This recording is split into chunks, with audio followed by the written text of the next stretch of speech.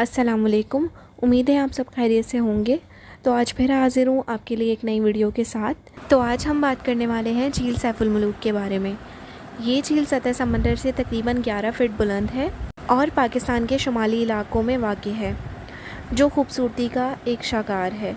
मलका पर्वत के ऊंचे और बर्फ़ से ढके पहाड़ों के आगोश में वाक़ नीले शफाफ पानी की ये झील अपनी खूबसूरती की वजह से सयाहों के दिलों में एक नुमाया मकाम रखती है। इस झील के साथ जन्नात और परियों की कहानी मुंसलिक है, जो वहाँ के मुकामी लोग ख़ुद अपनी ज़बान से बयान करते हैं। आज मैं आपको इस झील से मुंसलिक शहज़ादा सैफुल मुलूक और परी बदिउल जमाल की कहानी बयान करूँगी। शहज़ादा सैफुल मुलूक मिस्र के बादशाह का बेटा था, लेकिन कुछ लोगों ने इसे दिल्ली का बादशाह भी लिखा है। शहज़ादे सैफुल मुलूक को मुसलसल 7 रातें ख्वाब में परी का दीदार होता रहा।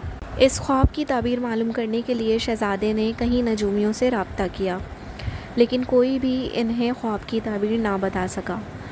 आखिरकार एक नजूमी ने शहज़ादे को इसके ख्वाब की ताबीर कुछ यूँ बताई कि जो परी तुम्हारे ख्वाब में आती है वो कोकाफ की परी है। कोकाफ जिनों और परियों का एक इलाका है जहाँ इंसान का जाना नामुमकिन है। इस नजूमी ने शहज़ादे को बताया कि वो परी हर 12 साल बाद इस झील पर गुस्ल करने आती है। इस परी का नाम परी बदिउल जमाल है। नजूमी ने शहज़ादे को कहा कि तुम्हें नारान जाना होगा और इस परी का दीदार करने के लिए तुम्हें 12 साल तक झील पर चिल्ला काटना होगा। फिर नजूमी ने शहज़ादे को एक सुलेमानी टोपी दी और कहा कि जब तुम 12 साल ये चिल्ला काट लेना तो इसके बाद टोपी पहन लेना, तब तुम जन्नात और परियों को देख सकोगे।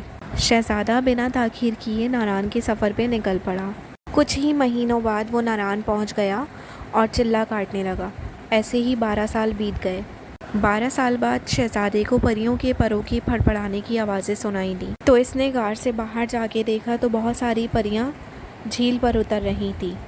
सब परियों ने अपना ताज उतारा और गुस्ल करने लगी। शहज़ादे को मौका मिल गया और इसने परी बदिउल जमाल का ताज उठाकर अपने पास रख लिया। बाकी परियां वहाँ से चली गईं और परी बदिउल जमाल ताज ना होने की वजह से वहीं रह गई।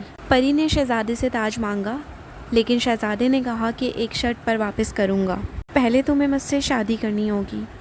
लेकिन परी ने साफ इनकार कर दिया। फिर शहज़ादे ने परी को बताया कि तुम मेरे ख्वाब में आया करती थी, मैं 12 साल से तुम्हारे लिए चिल्ला काट रहा हूँ। ये सब सुनकर परी भी शहज़ादे के इश्क में मुब्तला हो गई। झील के साथ एक ऊंचा पहाड़ है जिसका नाम मलका पर्वत है, जिसे अब तक कोई सर ना कर पाया। कहा यह जाता है उधर जन्नात का बसेरा है। इस पहाड़ में एक देव रहता था, वो भी परी बदिउल जमाल का आशिक था। जब इसको पता लगा कि एक शहज़ादा आया है, वो परी को साथ लेकर जाएगा, ये सुनकर वो आंख बगोला हो गया और दोनों को मारने के लिए झील पर उतर गया। इसके डर से शहज़ादा और परी जान बचाने के लिए नारान की तरफ भागे। देव गुस्से से पागल हो गया था। इसने झील का बंद तोड़ दिया था, जिससे सारे इलाके में सैलाब की सूरत हाल पैदा हो गई। शहज़ादा और परी ने सैलाब से बचने के लिए एक गार में पनाह ली थी। ये गार आज भी नारान के इलाके में मौजूद है, जहाँ लोग आज भी सैर के लिए जाते हैं। कुछ लोगों का कहना है कि वो सैलाब में गर्क हो गए थे और कुछ लोगों का कहना है कि वो आज भी गार में ज़िंदा है। वहाँ के मुकामी लोगों का कहना है कि इसका पानी पहाड़ों से निकलता है।